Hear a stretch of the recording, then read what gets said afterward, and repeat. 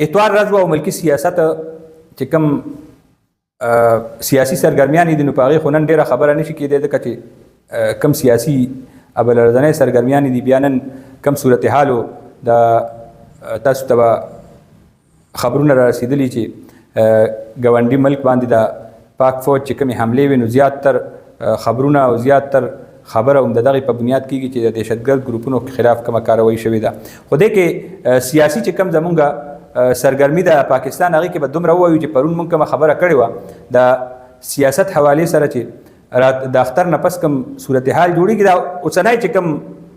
منظر جوړېږي نقشه جوړېږي او کومې خبرې کېږي کوم خلک مخې ته راځي نو هغې کې نور هم تقویت راغلی دی د MKM هغه خبره شروع کړې ده او هغه خبره کوي چې بله ورځ دلته په دې اسلام آباد کې غټو سیاستدانانو دا خبره کړې ده او مذاکراتي کمیټې جوړه شوې ده او د MKM منځ ته راوتله او د هغې په داسې بنیاد باندې خبره کول او د حکومت خلاف هم خبره کړې ده د فارم 47 خلاف هم خبره کړې ده د موجوده حکومت باره کې هم خبره کړې ده نو دا خبره هسې نه کېږي دې پسې شاته ډېرې لوی کړی دي او هغه کړی چې وختي مونږ ملاولې را ملاولې نو هغه د اډیالې ته هم رارسي او اسلام آباد ایوانونو ته هم رسي نو مطلب دا دی چې د 1300 ورځو نه په دې ملکي سیاست کې کوم اتار چړاو کوم خلک ډېر زیات اګریسیو غوسه و جذباتي ماحول کې و نو هغه که تاسو ګورئ هغې کې سنجیدګي راغلې ده کومو خلکو چې ډېرې زیاتې چغې والي نارې والي نو هغې کې لږه خاموشي راغلې ده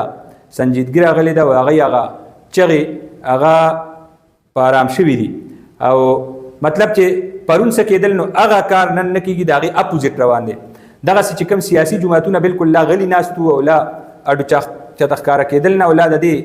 ټول صورتحال خلاف لګیو نو هغه مکمل طور باندې د هغې الټه شروع دي نو په دغه بنیاد باندې موږ وایو چې د پاکستان د سیاست رخه هغه سیاسي هواګانې هغه بدلی شوي دي او هغه الټه سمت ته واپس هواګانې روانې شوي مطلب کم طرف نه چې هوا وه نو هغه الټه طرف ته روانه شوې ده دغه وجه ده چې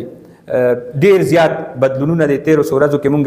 ته ښکاره شو هغه که د اسلام آباد د پارلیمنت هاوس درنه وه او هغه که د علیمه خانم د هغې پریس کانفرنس او د هغې